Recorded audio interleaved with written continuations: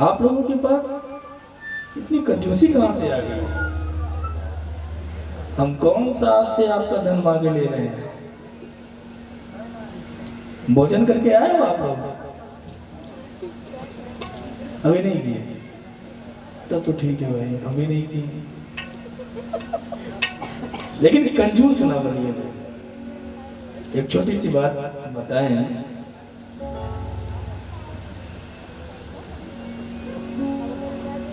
आज एकदम right time पे हम अपनी कथा को विराम देंगे। 10 से ऊपर नहीं ले जाएंगे महाराज।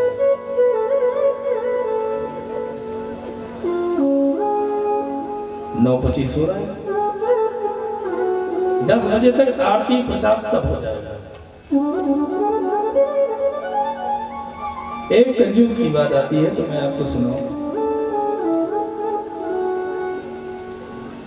कि एक सेठ जी थे। जैसे महाराज जैसे कह दो कि एक सेठ जी थे, वैसे सब इतने ध्यान से सुनते हैं। वाह। तो महाराज एक सेठ जी थे, वो इतने कंजूस थे, इतने कंजूस थे, इतने कंजूस थे महाराज कि सारे लोग गंगा जी गए स्नान करने, वो कभी गंगा जी नहीं गए स्नान करने। कि गंगा जी जाऊंगा तो मुझे वहां पे दान करना पड़ेगा। एक बार उनकी जो पत्नी थी बहुत फटकार लगाई, मेरे कहने से चले जाओ। वो बोले जाऊंगा तो, लेकिन वहां पे पंडा लोग इतने दुष्ट होते हैं कि वो दान करवा ही लेंगे। बहुत पत्नी के समझाने से पत्नी लड़ने लगी। अच्छा एक चीज और है, राजहट और बालहट और नारी हट, ये 3 हट ऐसे होते हैं महाराज कि इनके आगे किसी का नहीं चलता। बालक अगर हट कर लिया कि मुझे यही खिलौना चाहिए, तो फिर चाहे 50 रुपए का खिलौना पसंद किया है और आप चाहे 50 लाख का खिलौना उसे पसंद कराओ, उसके समझ में नहीं आएगा। तो बाल हट और राज हट, राजा अगर अपने हट पे आ गया तो वही करेगा। और नारी भी महाराज अगर अपने हट पे आ गई तो फिर कहीं की नहीं छोड़ती महाराज। उसी प्रकार सेठ की जो नारी थी वो हट बांध ली कि आपको गंगा जी जाना है तो जाना है। अब सेठ जी इतने चालाक कि गंगा जी स्नान करने गए, तो देखिए जहां पे सारे भक्त स्नान कर रहे थे वहां नहीं गए। तो सेठ जी किस घाट पे गए? मुर्दा घाट पे, जहां पे शव जलाया जाता था, मुर्दों को जलाया जाता था। सेठ जी उस घाट में गए स्नान करने। सोचिए अगर यहाँ स्नान करेंगे तो पंडा आएंगे, दान करना पड़ जाएगा। पंडा लोग मार के दान करवाते हैं, लड़ जाते हैं पंडा। तो ये कहा कि मुर्दा घाट पे स्नान करने गए, मुर्दा घाट पे, कि यहाँ तो कोई पंडा आएगा नहीं, अपना स्नान भी हो जाएगा। अब महाराज जैसे गंगा में प्रवेश किए और डुबकी लगाए, वैसे भगवान को विनोद सूझा। भगवान ही पंडा का रूप धारण करके खड़े हो गए। और जैसे सेठ ने डुबकी लगा करके बाहर जैसे आए, तैसे भगवान पंडा का रूप धारण करके बोले, सेठ जी दान करो। सेठ ने कहा कि मुर्दा घाट पे कब से पंडा आने लगे?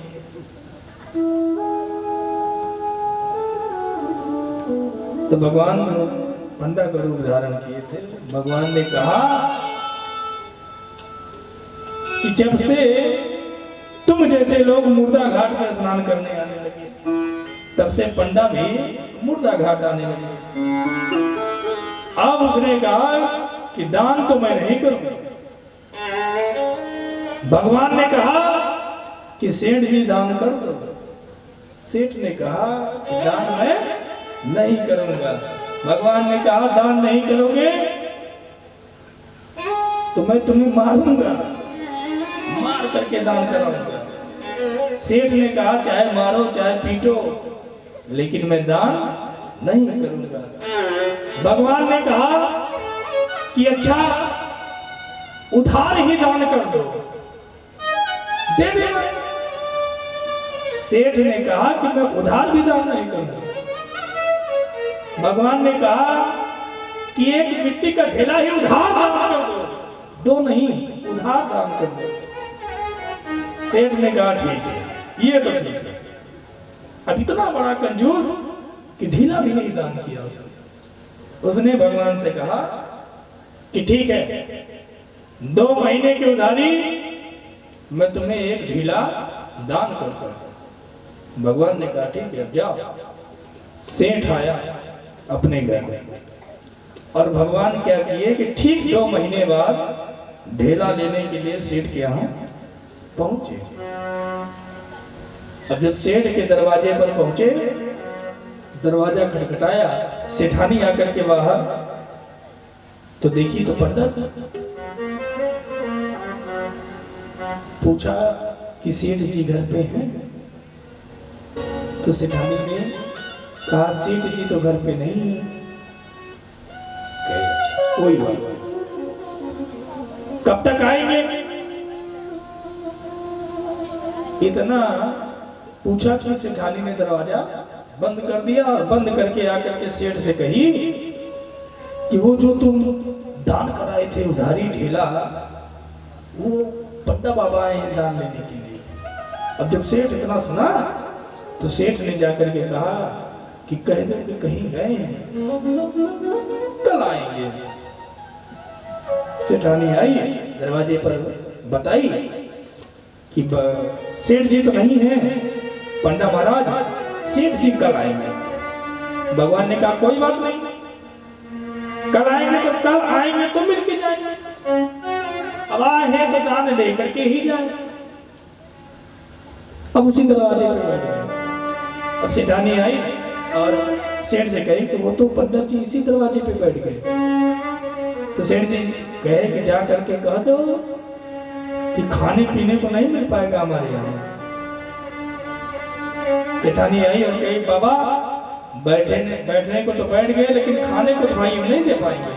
सेठ ने कहा चिंता न करो, हम गांव में घूम करके मांग के खा लेंगे, लेकिन बिना सेठ से मिले जाएंगे नहीं। कल हुआ हमारा, शाम हो गई, 1 दिन बीता, 2 दिन बीता, 3 दिन बीता, सेठ महाराज घर से नहीं निकला। जब घर से नहीं निकला और पंडा महाराज दरवाजे पे ही रहते, घर से नहीं निकला महाराज।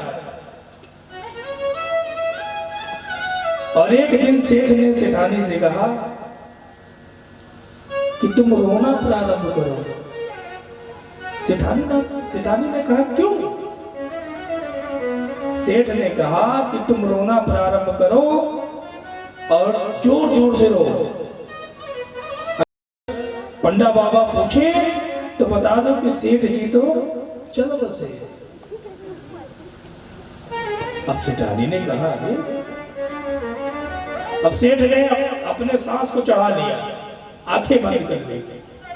अब सेठानी से कहा कि रो। तो रोने का भी एक माहौल होता है कि ऐसे कह दिया जाए बस रोना प्रारंभ हो जाए। अब सेठानी मूड तो बनाए रोने के लिए, लेकिन रो न पाया क्योंकि सेठ जिंदा है। सेठ ने कहा क्यों नहीं रोती?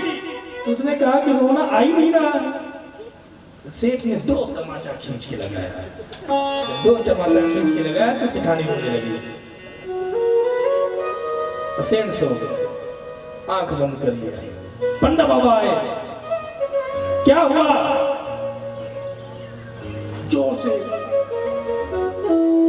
पीट पीट करके सर रोना प्रारंभ की सेठानी। पंडा बाबा ने कहा क्या हो गया भाई? तो कहा कि पंडा बाबा सेठ जी तो चल बसे। पंडा बाबा ने कहा कि सेठ जी चल बसे?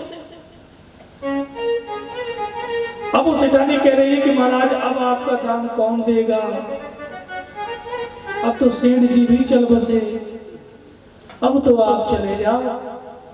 तो पंडा बाबा ने कहा कि हाँ चला जाऊंगा, लेकिन बिना इनका अंतिम संस्कार किए बिना मैं तो नहीं जाने वाला।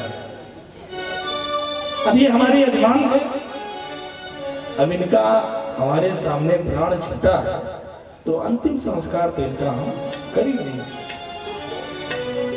महाराज पंडा बाबा ने पूरे गांव को इकट्ठा किया, इकट्ठा करके सेठ को नहलाया गया। सेठ चुपचाप आंख नहीं खोला। महाराज नहलाया गया सेठ को। भगवान ने सेठ से कहा कि सेठ अब तुम्हें बांधा जा रहा है, मैं जानता हूं कि तुम जिंदा हो, दान कर दो। सेठ मन ही मन में सोचा कि बांधो, देर ना करो, बांध दो, लेकिन मैं दान नहीं करूंगा। सेठ को बांधा गया। अब 4 लोग उसको अपने कंधों पे ले जाने लगे। अब सेठानी सच कह रही है, चिल्लाने लगी सेठानी, अरे वो जिंदा है, अरे वो जिंदा है, उन्हें ना ले जाओ, वो जिंदा है।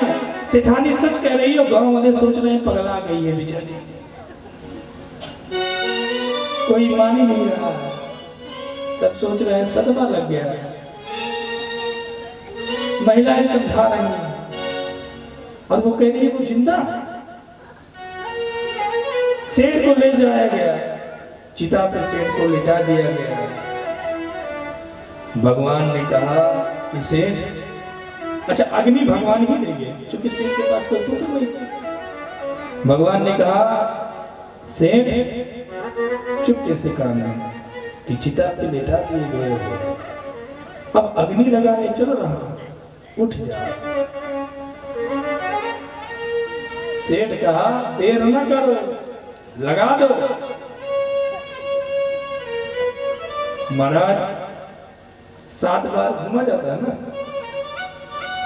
अब भगवान जोर जोर से चिल्ला रहे हैं, 1 सेठ 1 हो गया, 2 3, लेकिन सेठ से मस नहीं हुआ। महाराज जब 7वीं बार भगवान ने कहा कि सेठ अब लगा दूंगा, तो सेठ मन ही मन सोचा कि काहे देरी कर रहे हो, लगाओ। भगवान ने आग लगा दी। भगवान सोचे थोड़ा गर्माहट पाएगा तो ठीक। अब आग जलने लगी। महाराज आग जलने लगी और सेठ के कफन में भी आग लग गई। तब भगवान प्रकट हो गए और प्रकट होकर के कहे, चतुर्भुज रूप में प्रकट होकर के कहे कि सेठ उठो, मैं तेरी कंजूसी से प्रसन्न हूं। सेठ ने चुपके से देखा, सच बोल रहे हैं कि झूठ? चुपके से देखा तो भगवान सामने खड़े। सेठ जल्दी से उठा, भगवान को प्रणाम किया। भगवान ने कहा कि हम तुम्हारी कंजूसी से प्रसन्न हुए, मांगो क्या चाहिए तुम्हें। तो सेठ ने कहा कि वही ढीला जो तुमको दान दिया था वही माफ कर दो बस, वही जो ढीला मैंने उधार आपको कहा था देने के लिए वही माफ कर दो। तो भगवान कहते हैं कि कंजूसी भी करो तो कंजूसी की अति कर दो, अति कर दो, उस पर भी भगवान रीझ जाते हैं। अब भगवान गोवर्धन जी की पूजा करते हैं, गोवर्धन लीला करते हैं। दीपावली के दूसरे दिन प्रातः प्रातः मैया बड़े बड़े अच्छे अच्छे पकवान बनाना प्रारंभ किया।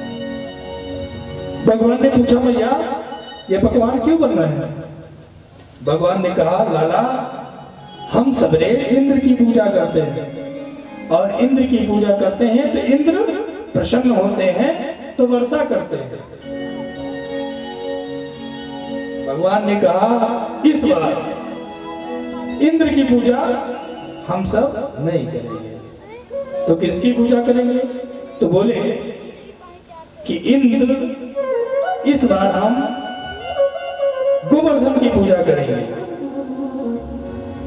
सारे ग्वाल बाल को भगवान ने लिया और लेकर के गोवर्धन नाथ पहुंचे। अब महाराज सभी ग्वालों से कहा कि पहले स्नान करो। सारे ग्वाल बाल गोवर्धन जी को स्नान कराना प्रारंभ किए। ग्वाल बाल कहे कि लाला इतना स्नान कराए, अभी तो इसकी मूंछ भी गीली नहीं हुई, कैसा है तेरा देवता? भगवान ने उसी वक्त मानसी गंगा प्रकट कर दी। महाराज बोलो गंगा मैया की जय हो। मानसी गंगा प्रकट कर दी और सबने गोवर्धन महाराज को 56 प्रकार का भोग लगाया। महाराज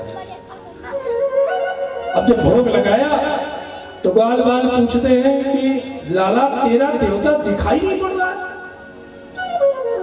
भगवान कहते हैं कि सबने आंख बंद करो, फिर मेरे देवता दिखाई देंगे। सभी ने आंख बंद किया। एक रूप में भगवान स्वयं गोवर्धन बन करके और 56 प्रकार के भोग को पा रहे हैं। सारे जय जयकार कर रहे हैं। इंद्र लोक में इंद्र को पता चला, स्वर्ग लोक कि ये अहीर हमारी पूजा छोड़ करके गोवर्धन की पूजा कर रहे हैं। इंद्र ने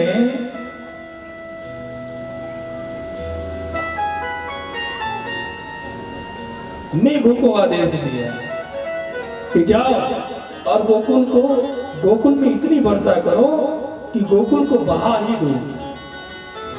मेघ आते हैं गोकुल में वर्षा की। महाराज इतना वर्षा किया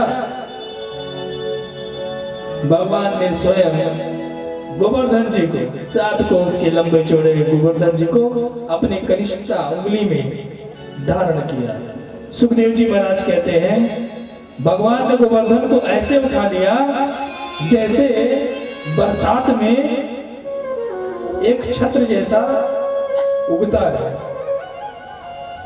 आप सभी जानते हैं बरसात में एक छत्र के जैसा खेल खेल में बच्चे उसको उखाड़ लेते हैं। उसका नाम है कुकुरमुंडा। जैसे बच्चे उसको बड़ी सहजता से उखाड़ लेते हैं, उसी प्रकार भगवान गोवर्धन को अपने कनिष्ठा उंगली में उठा करके सारे ग्वाल बाल को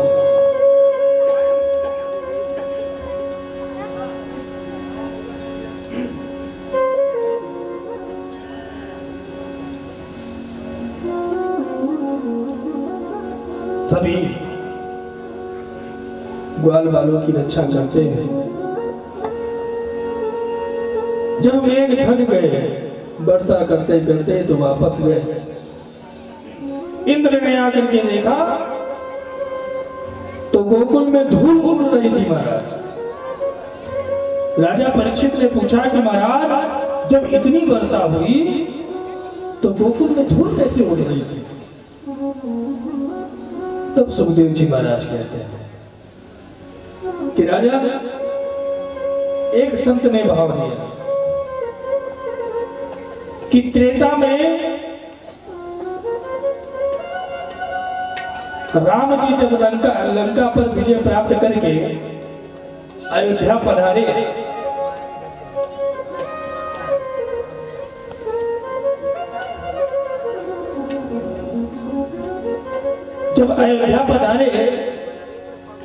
तो मैया सीता ने राम जी से कहा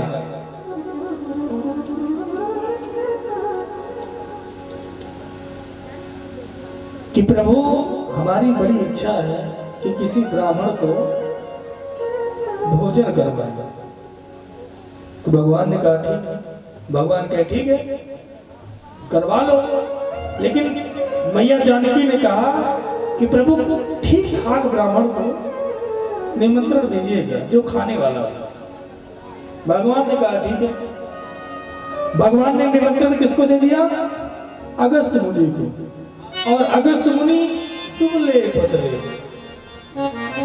और जब भगवान के यहाँ खाने आए और सीता मैया ने जब अगस्त मुनि को देखा तो कहा कि हमने आपसे कहा था कि कोई बढ़िया ब्राह्मण को लाइएगा जो बढ़िया खाने वाला हो, और ये तो इतने दुबले पतले ये क्या खाएंगे? तो महाराज राम जी ने कहा कि पहले खिलाओ तो महाराज अगस्त मुनि इतना खाए कि अयोध्या का भंडार ही खत्म हो गया।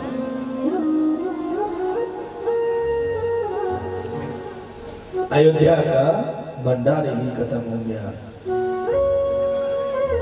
रिद्धि सिद्धि आई, वो भी थक गई। अगस्त मुनि खाते गए। फिर सीता मैया ने राम जी की तरफ देखा। राम जी सीता मैया जी की तरफ देखे। हनुमान जी ने एक तुलसी पत्र ला करके थाली में डाला। तब अगस्त मुनि का पेट भरा। अब जब पेट भरा तो उन्होंने कहा कि जल। तो सीता मैया ने कहा कि मैंने खाने का निमंत्रण दिया था, जल की व्यवस्था राम जी करेंगे। तब राम जी ने कहा कि जल आपका उद्धार रहेगा। हमारा जब द्वापर में कृष्ण अवतार होगा तब मैं आपको जल पीने के लिए बुलाऊंगा। वही जब मेघ बरस रहे थे तो अगस्त मुनि का ध्यान किया, और अगस्त मुनि का ध्यान जैसे किया, अगस्त मुनि चुल्लू लगा करके सारा जल पी गए। इसी प्रकार सारे गोवर्धन जी की आराधना करते हैं, पूजन करते हैं।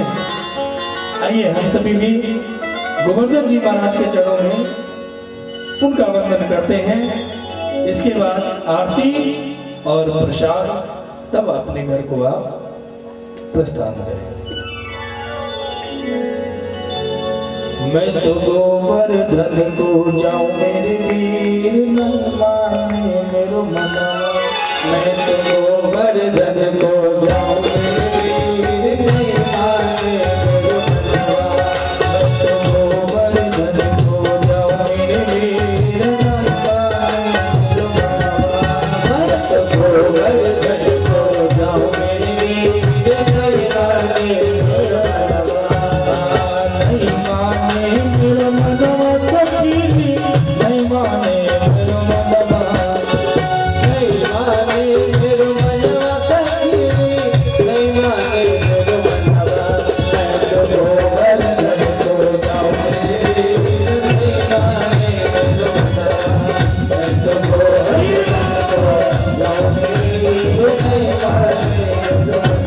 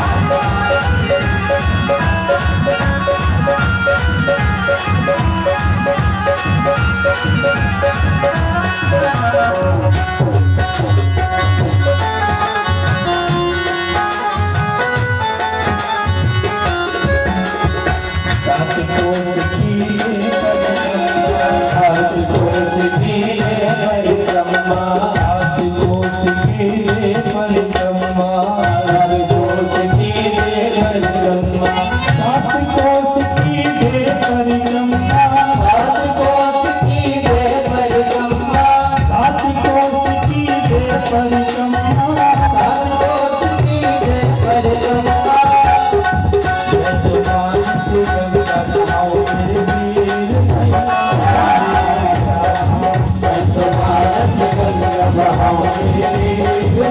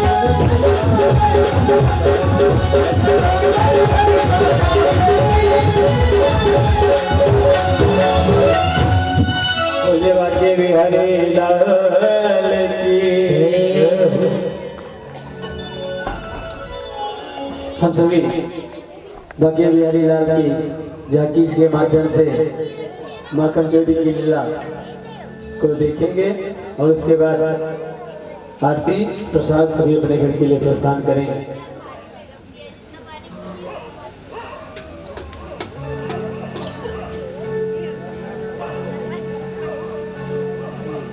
आइए हम सभी इस भजन के माध्यम से माखन चोरी की लीला को देखते हैं। उसके बाद हम सभी मिल करके आरती प्रसाद लेकर के अपने घर को प्रस्थान करेंगे।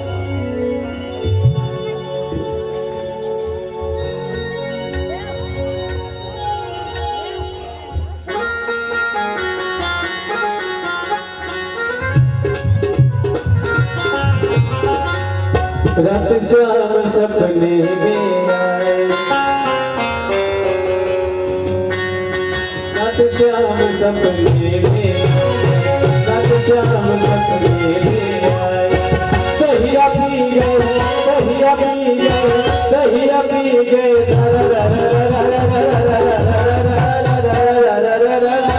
रात शाम सपने में आए, रात शाम सपने में आए।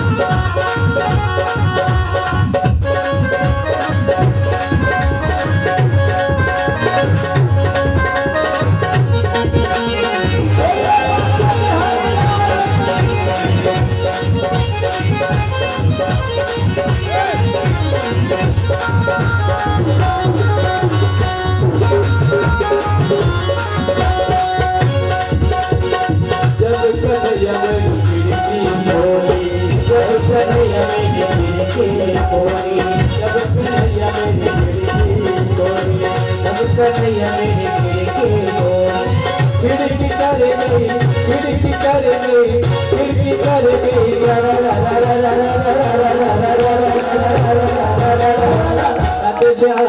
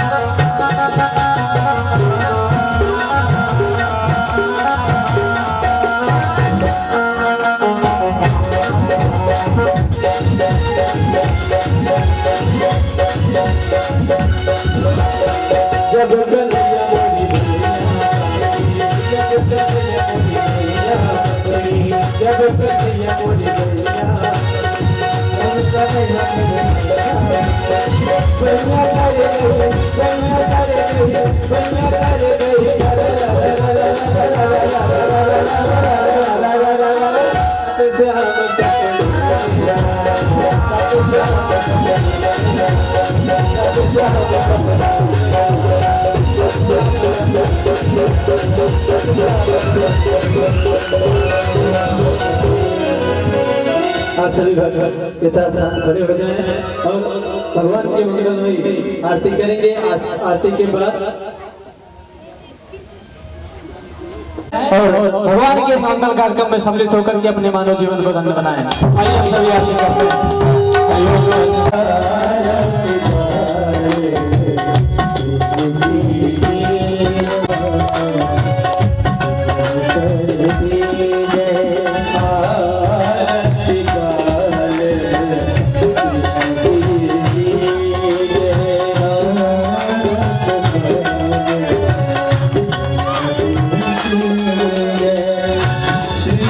सदा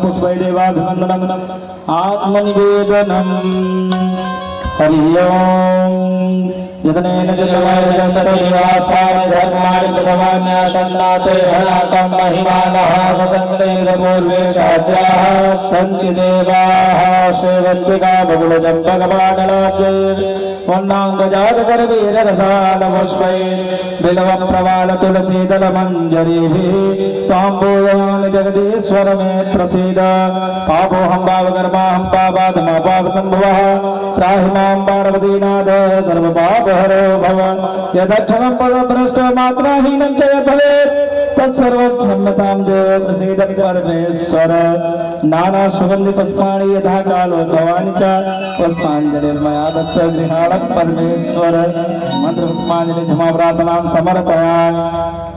बोले गणेश भगवान की श्री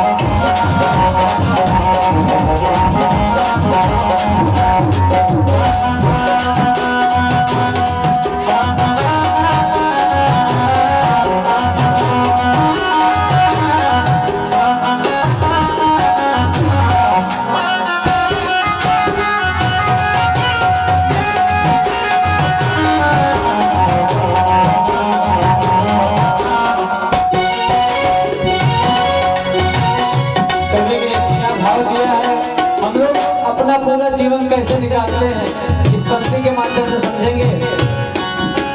बालापन हंसी खेल गवालो आई मस्त जवानी, बालापन हंसी खेल गवालो आई मस्त जवानी।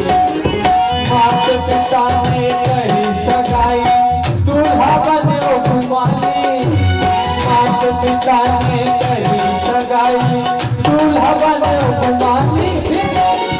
अरे बन गयो सजनी के सजना,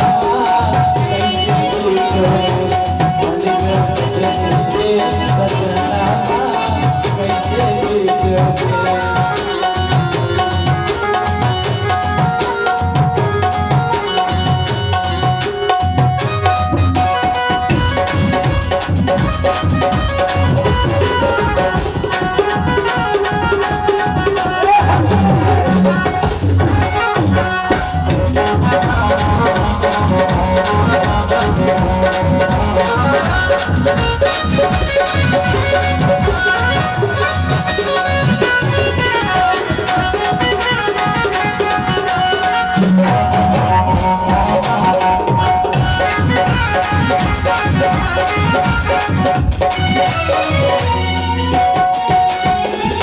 विवाह हो जाता है, उसके बाद क्या होता है?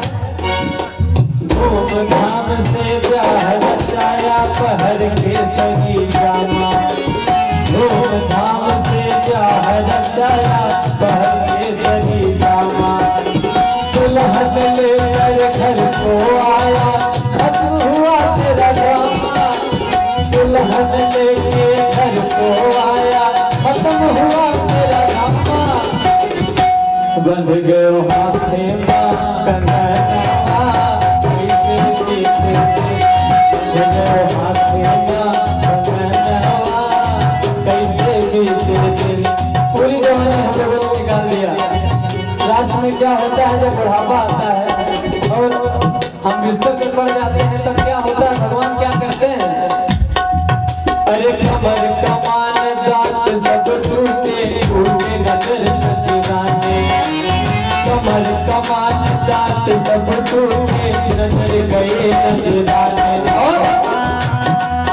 अरे घाट बिछाई द्वार पर पड़ गए बहुए माने माने। घाट बिछाई द्वार पर पड़ गए बहुए माने माने। कभी ये मरियो के बूढ़ा कैसे बीते दिन, कभी ये मरियो के बूढ़ा कैसे बीते दिन, कैसे बीते दिन, ओ रामा कैसे बीते दिन, कैसे बीते दिन, ओ रामा कैसे बीते दिन।